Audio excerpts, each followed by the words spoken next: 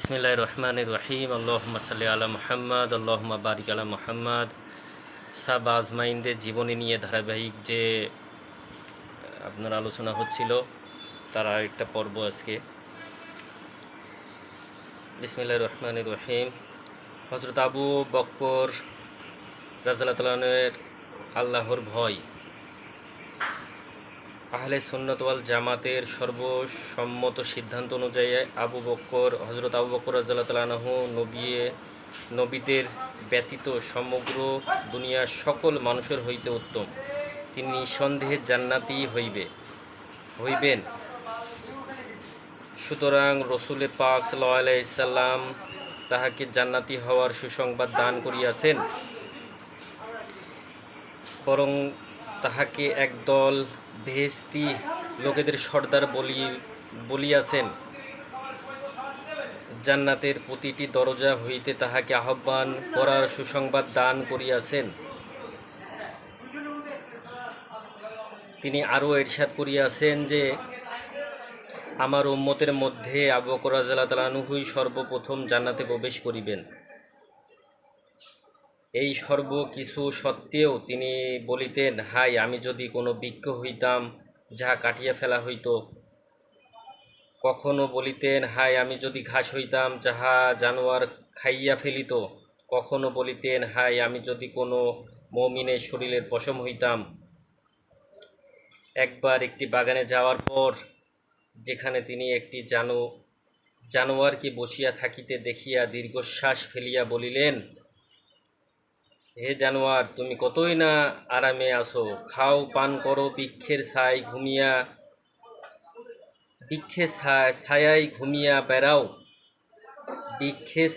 ঘুরিয়া বেড়াও এবং আখেরাতে তোমার উপর হিসাব নিকাশের কোনো বোঝা নাই। হায়, আবু বকরও যদি তোমার মতো হইত। হযরত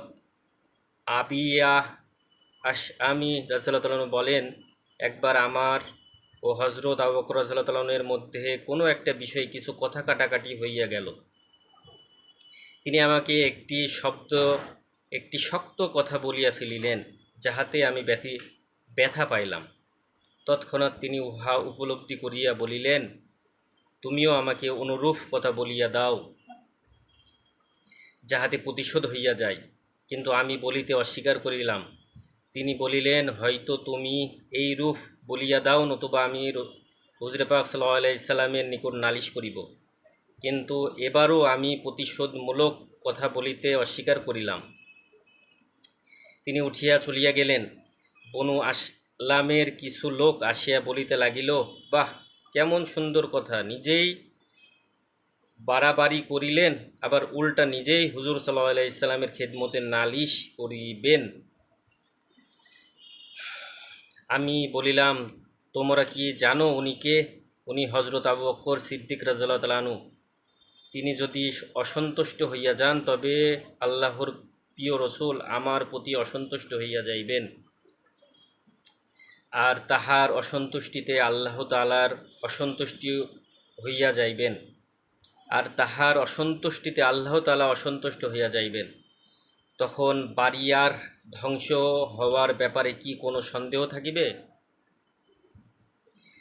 অতঃপর আমিও হুজুর পাক সাল্লাল্লাহু আলাইহি সাল্লামের খিদমতে গিয়া হাজির হইলাম এবং ঘটনা বলিলাম।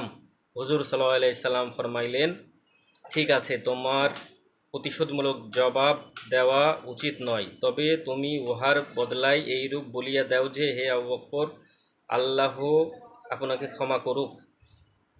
সুবহানাল্লাহ। সাহাবা আজমাইনদের ভিতরে কতটা মহব্বত দেখেন। আসলেই তাদের কাছ থেকে আমাদের শিক্ষা নেওয়া উচিত।